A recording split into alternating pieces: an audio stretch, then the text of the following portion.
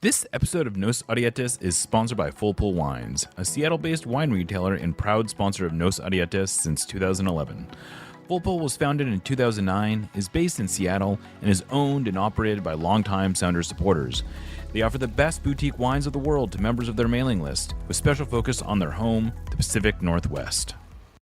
Hey, this is Christian Roldan. And Jordan Morris from the Seattle Sounders Football Club. And you're listening to... This is Nos Arietes. Here we go. Come on! Hey, O'Shan! Let's go! Save by Fry! The Seattle Sounders have done it! MLS Cup winners! Here comes Rangers through the middle to crown it for Seattle! And now they truly can start the celebrations. It's the Sounders MLS Cup. Nicoladero leaves absolutely no doubt! The Sounders rule the region! Seattle Sounders is good. Seattle Sounders, the greatest MLS team in history. They've scored! They've scored!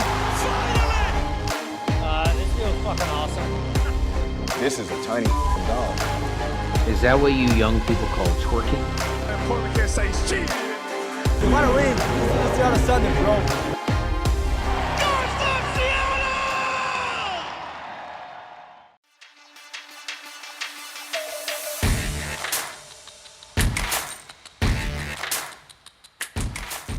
Welcome to another edition of Nos Arietes, sponsored by Full Pull Wines, Watson's Counter, and our Substack subscribers. We're recording on Thursday, June 1st, 2023. I am your host, Jeremiah O'Shan. Joining me today on a very special episode 400, and joining me today is Aaron Campo, Susie Rance, Steve Vogt, and our producer Lickett. This is admittedly a bit of a coincidence that we're all here on this special day, but we're recording. We've brought everyone together to do a joint podcast between us and our Rain friends at Coffee and Valkyries and Ride on the Valkyries to talk about this weekend's Portland doubleheader. But before we get to that, we probably should talk about the games that both of these teams played. The Sounders, of course, lost at home 1-0 to the Earthquakes, while the Rain had a very different result, going on the road and thumping San Diego Wave 3-0 in a Challenge Cup match. So I don't know. We'll start with the Sounders just because I feel like it's something that we probably all watched and we all can opine on.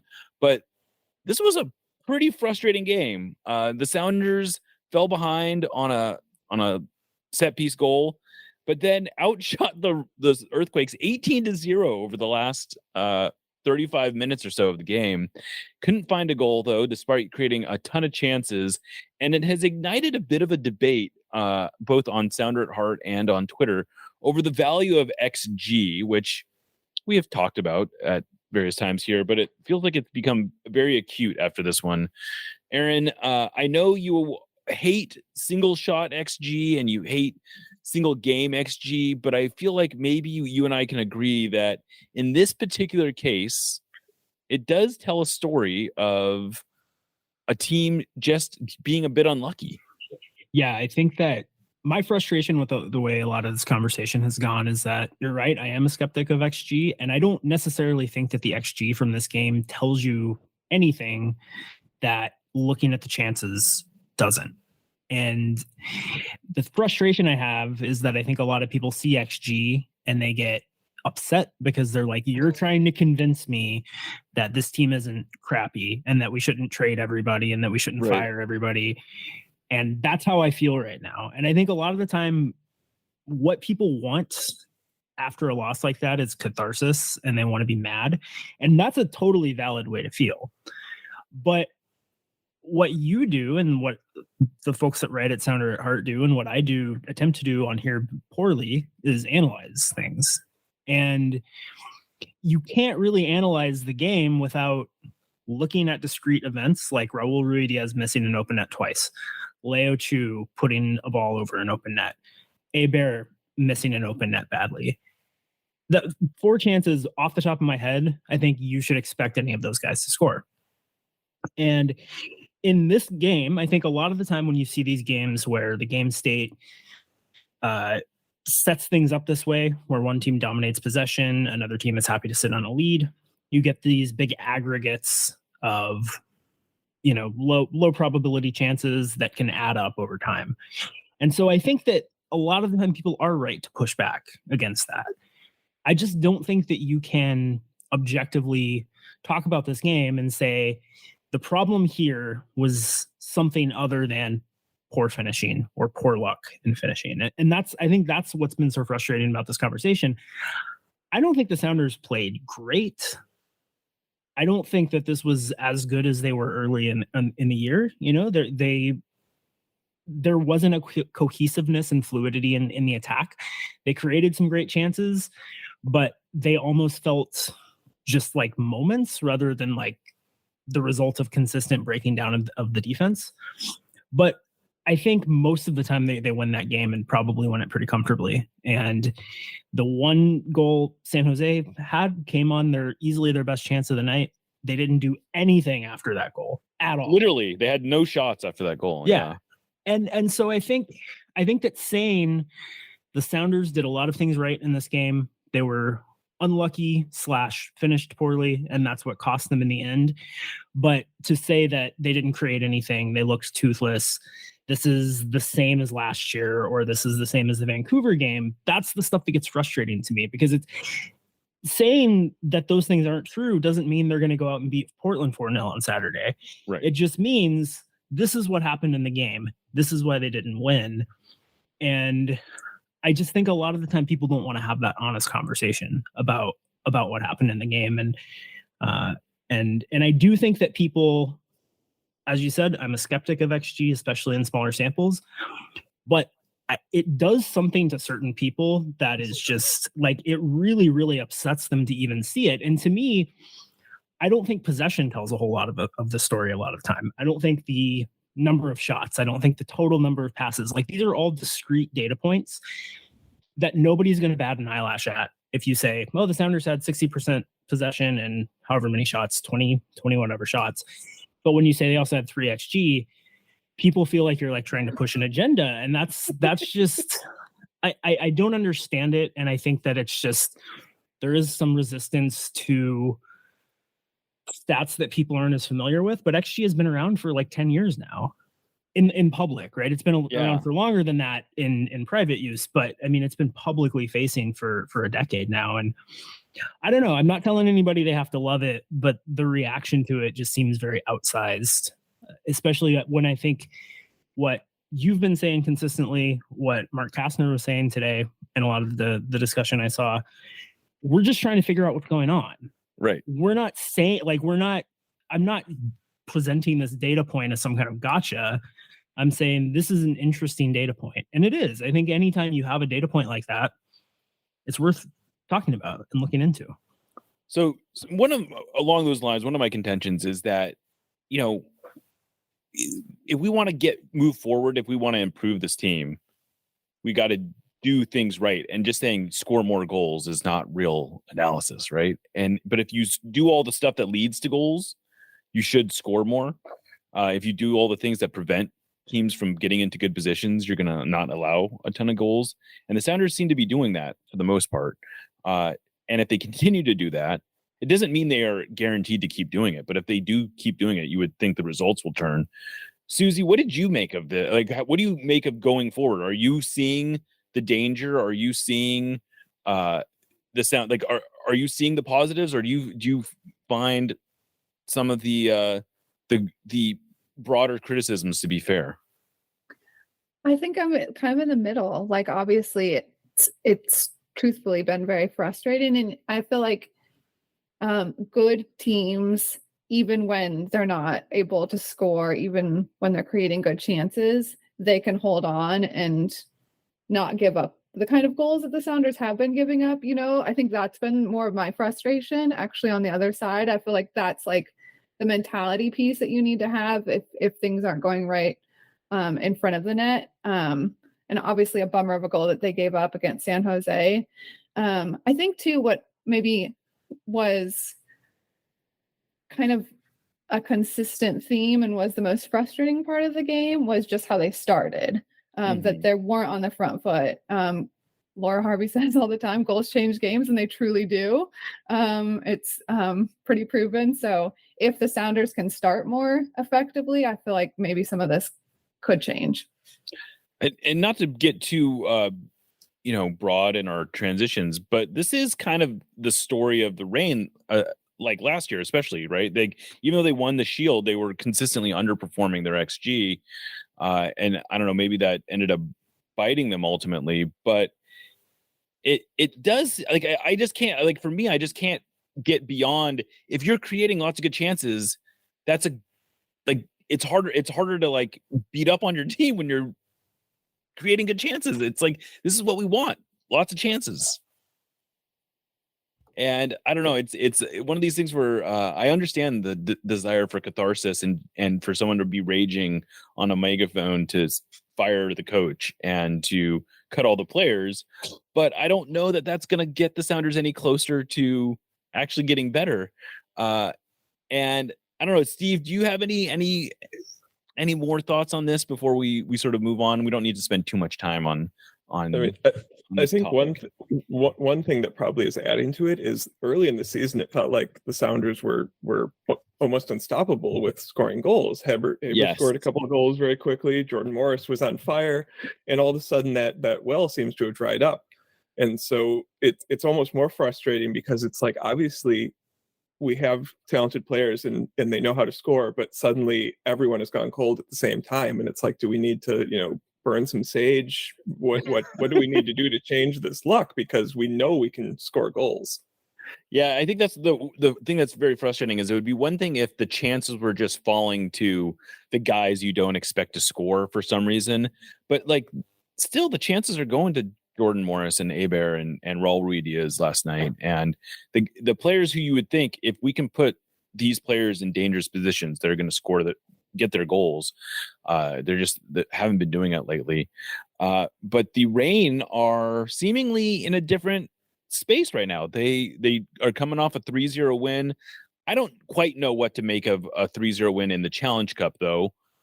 Susie, do you want to explain what should we take away from where the Reign are right now in the season, which seems to be a little up and down? Yeah, I mean, a week ago or 2 weeks ago, I would have had a much different answer about the Reign than I am this week, because they had lost back-to-back games, including a blowout at home.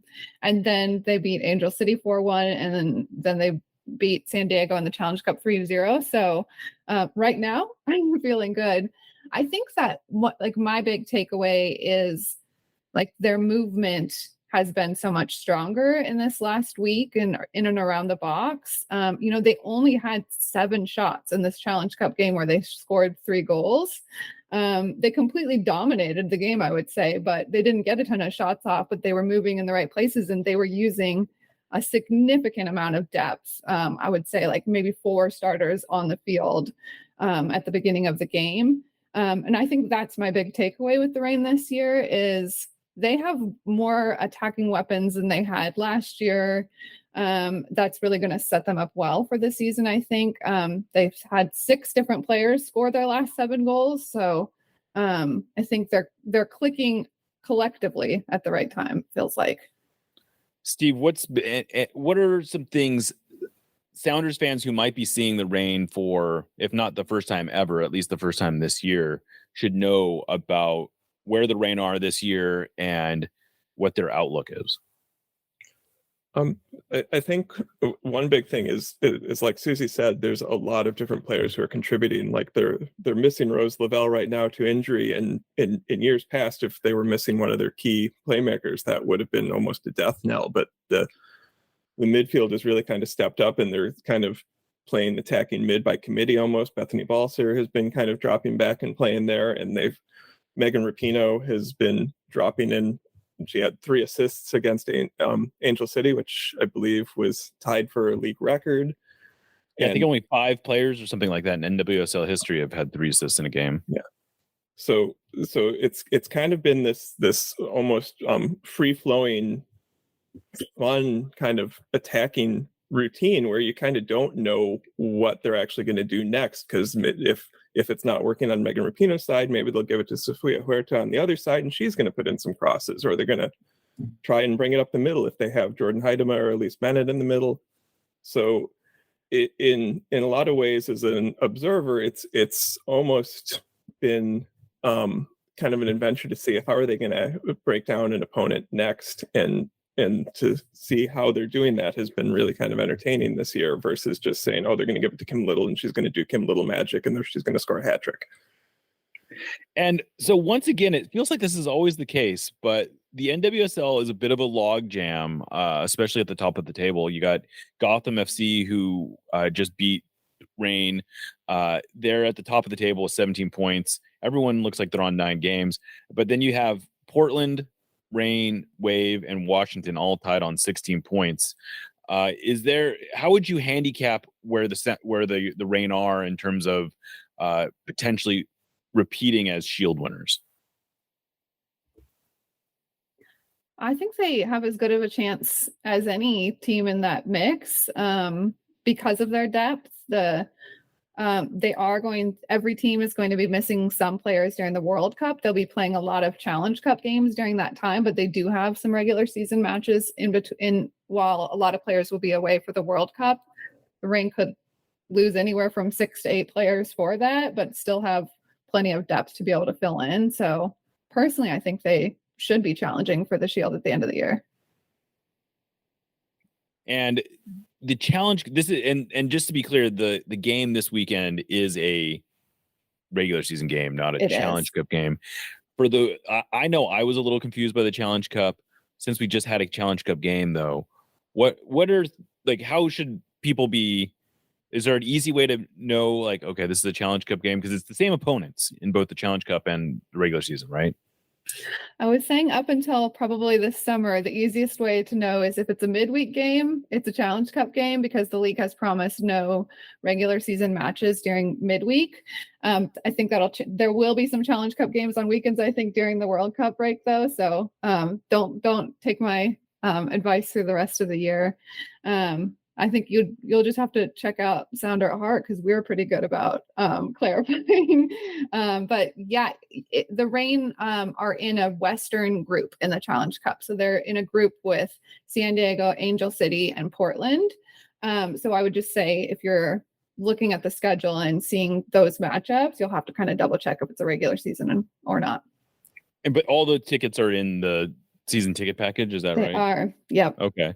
And during the World Cup, those are just Challenge Cup games that are getting played? No, a mixture. Oh, a mixture. Okay. I think we were doing the math, and like, assuming you make it pretty far in the World Cup, those players will probably miss 4 regular season games. You know, if you make it to the final, you might miss a couple others for celebrating purposes. But 4 compared to previous years is not that many. All right. Well, that's probably a good place to take a break.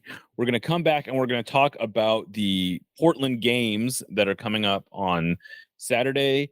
You're listening to Nos Arietes. Watson's Counter wants to thank everyone for their patience, but now the wait is over.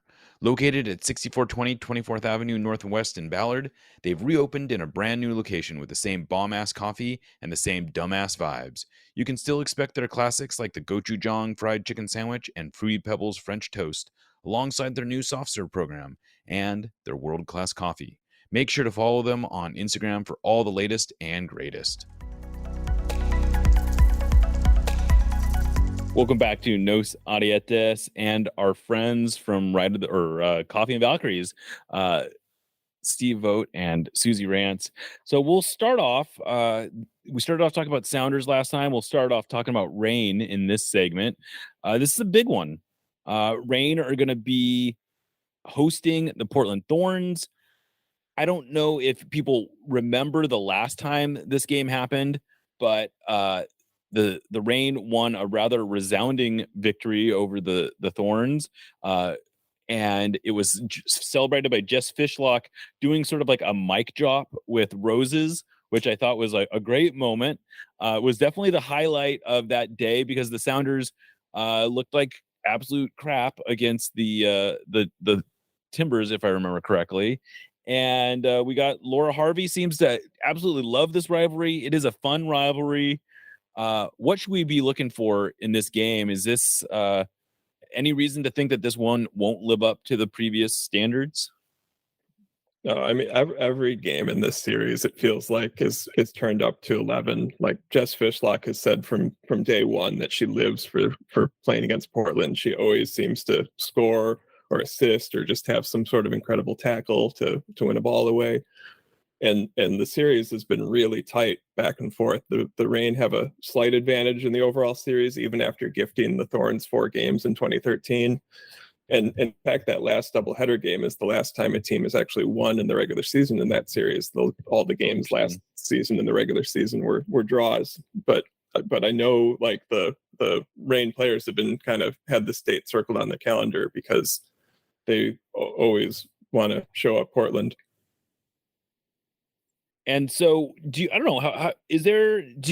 get a sense that the rivalry is on the what's the sense of the rivalry among the fan base for the Reign and I suppose maybe for the Thorns as well? Like, do the Thorns view the Reign as their biggest rival? I'm sure Reign fans view the Thorns as their biggest rival. Yeah, I think so. I mean, there's a few kind of smaller rivalries that have kind of developed with other teams over the years, like the Thorns and the Courage kind of have a thing going, but it's kind of faded into the background. But this rivalry, even with the number of times it gets played each season between regular season and Challenge Cup and preseason games, it seems like the intensity has stayed very high.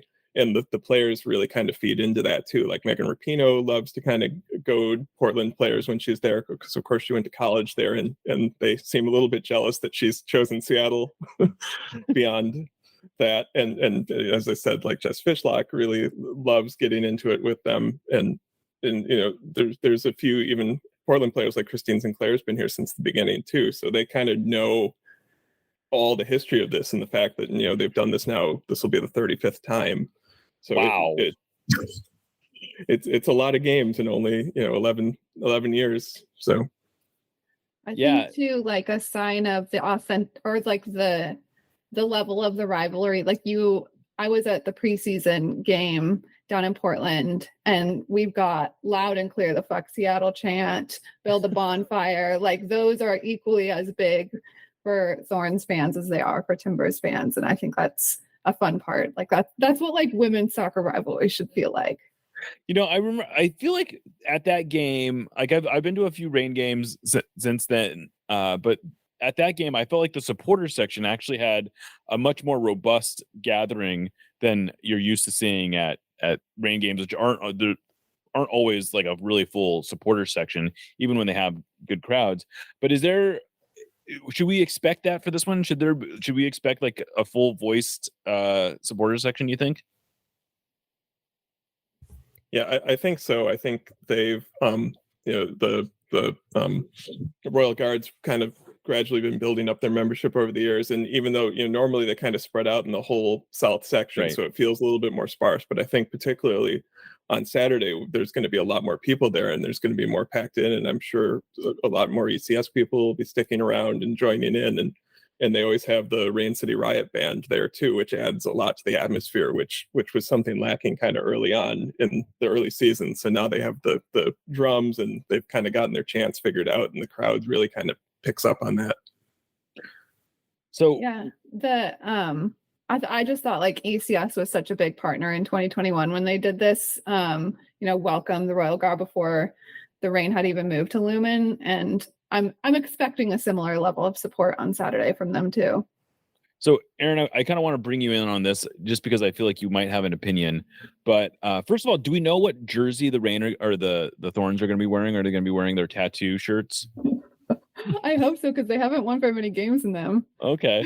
Well, Aaron, do you have any particular take on the tattoo shirt? I hope that's what they're wearing, because that feels like it would be such a missed opportunity if they're not.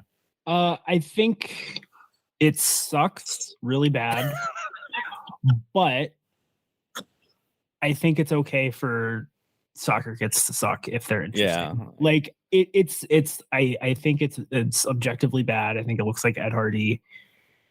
I don't like it. It's not my aesthetic at all, but I think that's fine. I'm glad that it's the Thorns that have it, because it makes it more fun when it's a rival, but, and I felt, I mean, I like gaudy kits that fit into a very specific aesthetic. Yeah. And when they don't, I think that they look really bad. The Timbers sort of similar version, I guess you would say, of this shirt. That's like very like stylized, the pink. Oh. I think that both of those two shirts are not for me, but they're at least something, right? So I will make fun of them for sure. I will. If we're having friends over for a barbecue, and this game will be on, and I will be making fun of the Thorns kits to my non-soccer watching friends if they're wearing those kits. But I think it's at least interesting. Like it is, there's nothing to make fun of if it's just a white boring kit. That's true. And sports are about entertainment, and it's fun to make fun of a rival's kit. So yeah, my understanding, I think the Sounders and Timbers will be wearing their pink and red.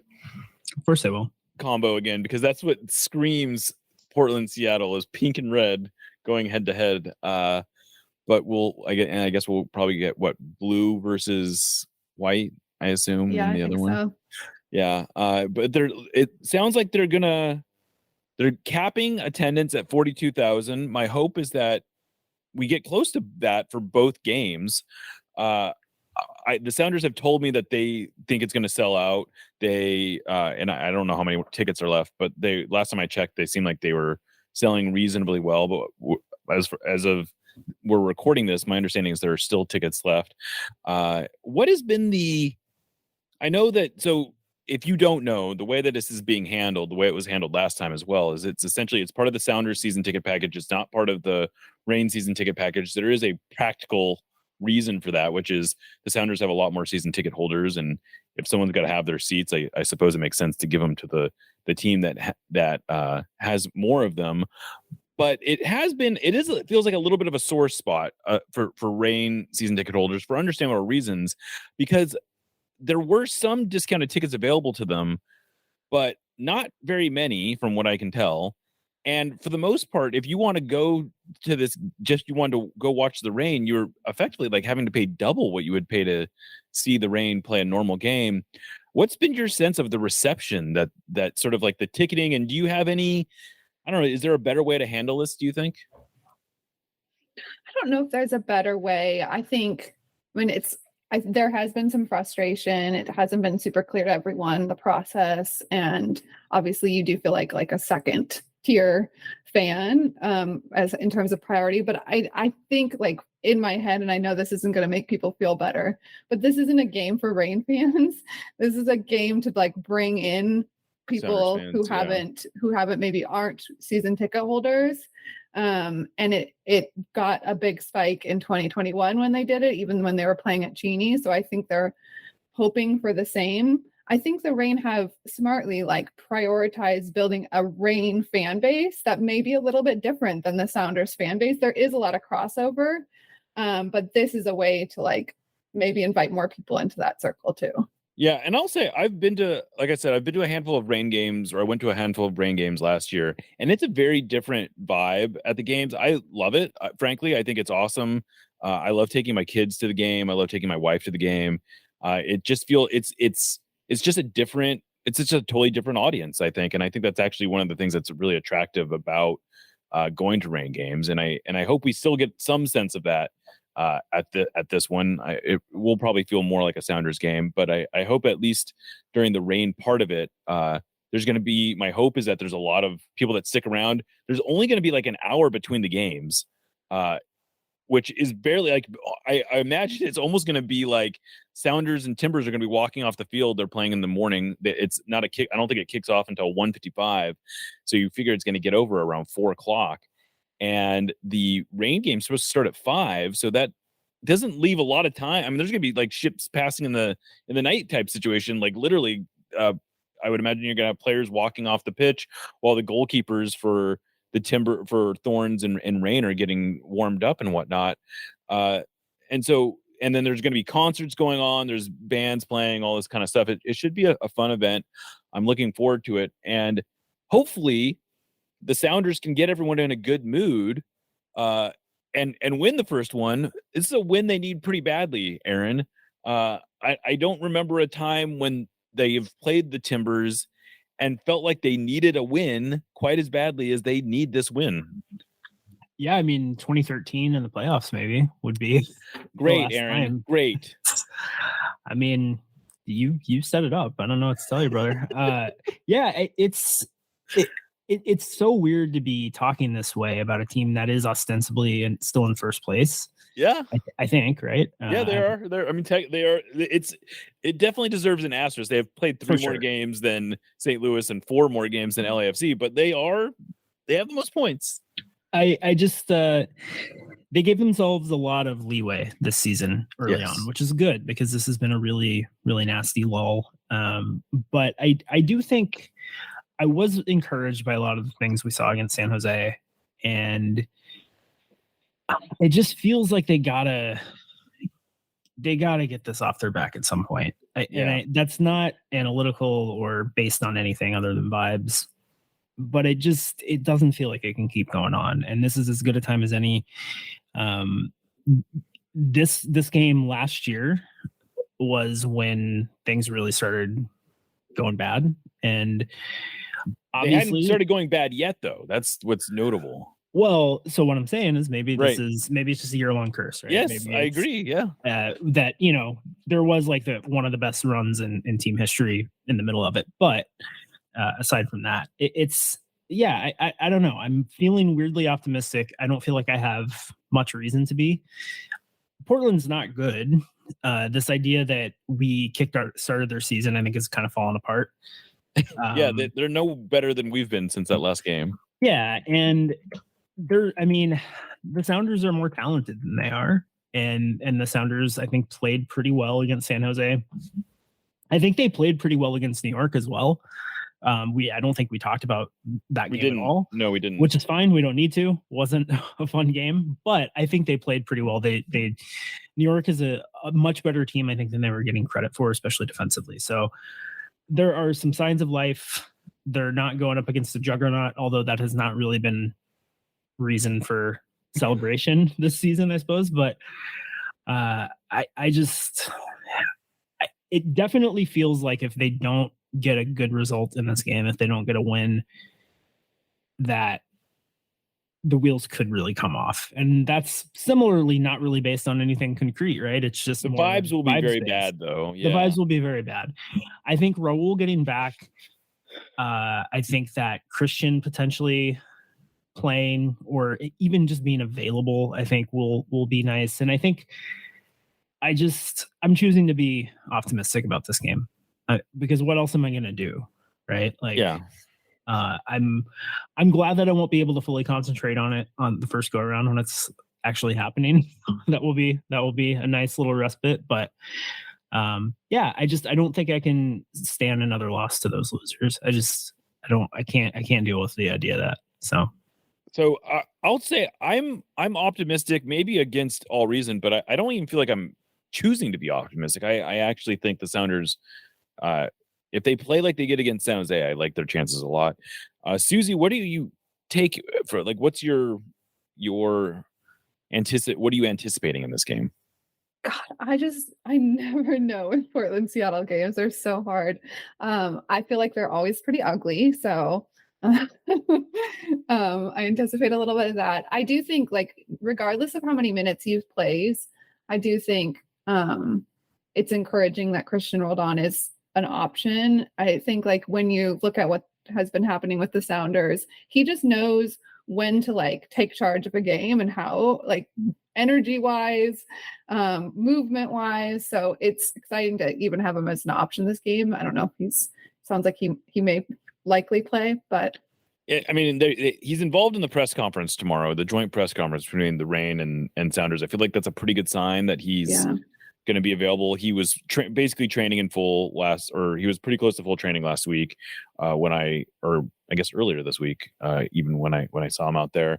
A little fun story. He was in the press box with Jordan Morris watching the game yesterday, and they were mainly up there because they wanted to watch the LAFC. The LAFC game was on before, and so I asked them, "Who are you rooting for?"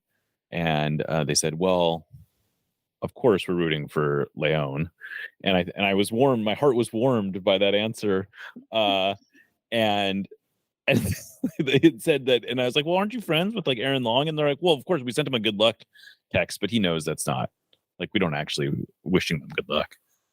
So that was great. But so his sense of humor is back, which to me tells me that he's clearly back. He's clearly back.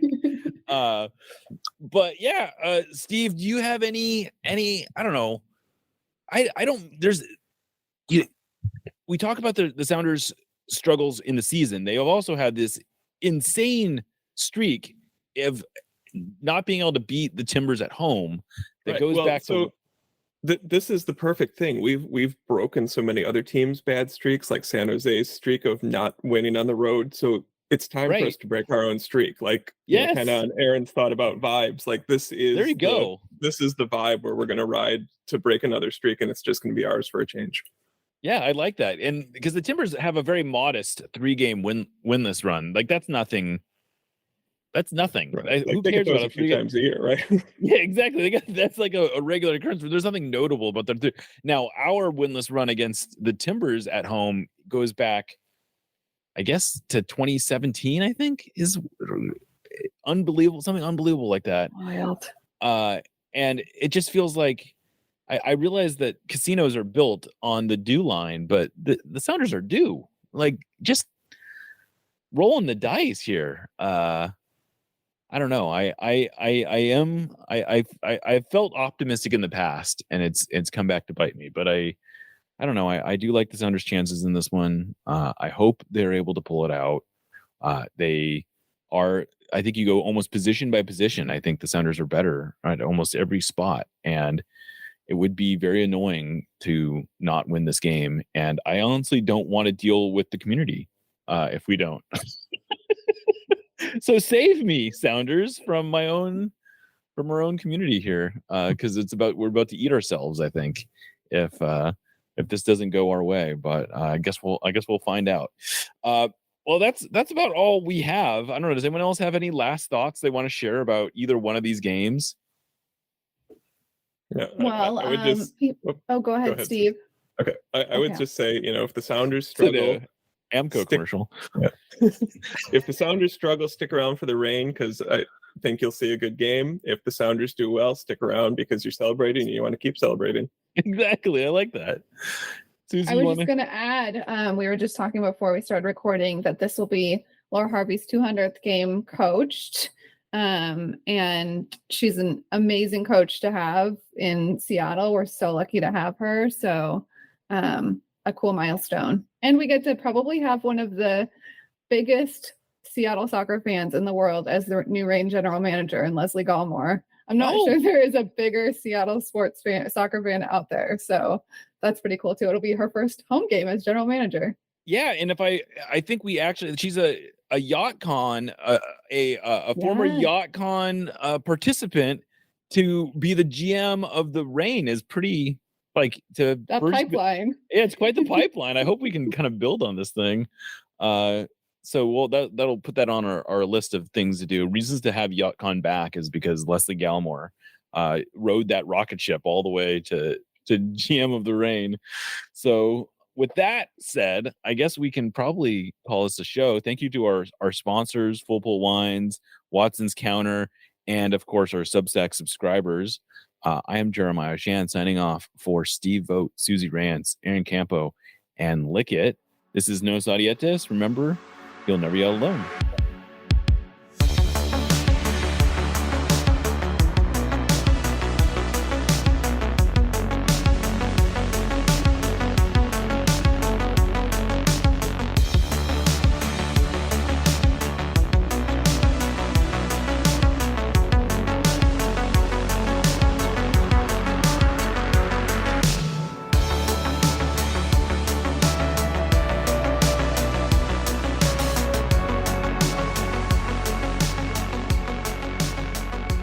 We love you. Let's win another one!